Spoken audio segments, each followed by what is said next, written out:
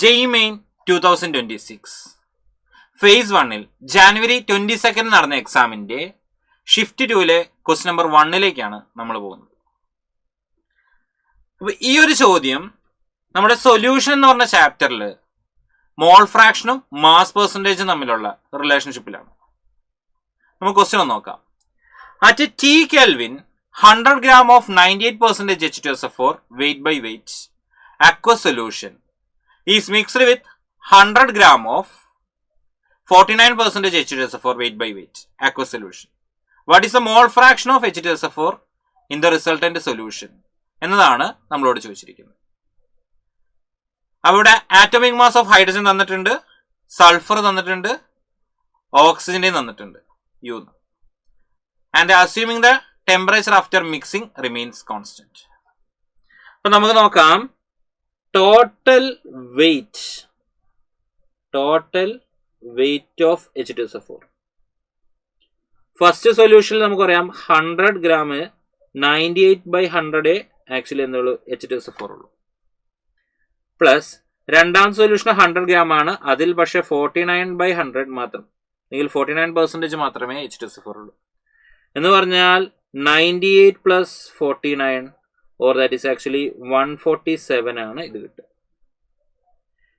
ഇനി total weight of solution എന്ന് പറഞ്ഞാൽ that will be 100 plus 100 200 gram ആയിരിക്കും.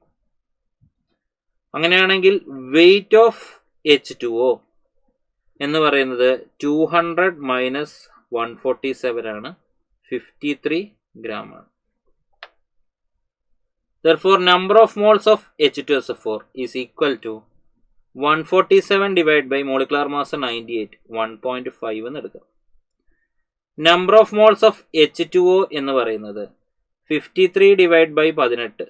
54 divided by 18 ചെയ്ത് കഴിഞ്ഞാൽ അപ്രോക്സിമേറ്റ്ലി 3 കിട്ടും, അല്ലെങ്കിൽ 3 കിട്ടും. അപ്പോൾ 53 divided by 18 ചെയ്ത് കഴിഞ്ഞാൽ അപ്രോക്സിമേറ്റ്ലി നമുക്ക് എന്തെടുക്കാം, 3 എന്ന് എടുക്കാം. Now, number of moles, mole fraction of H2SO4 ആണ് ചോദ്യം. So, mole fraction of H2SO4 is equal to NH2SO4 divided by NH2SO4 plus NH2O ആണ്. എന്ന് പറഞ്ഞാൽ 1.5 divided by 1.5 plus 3 എന്ന് എഴുതാം.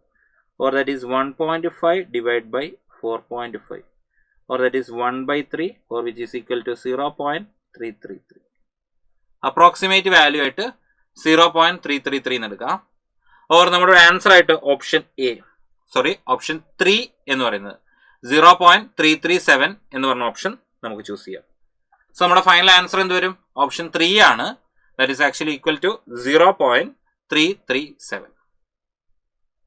ഓക്കെ.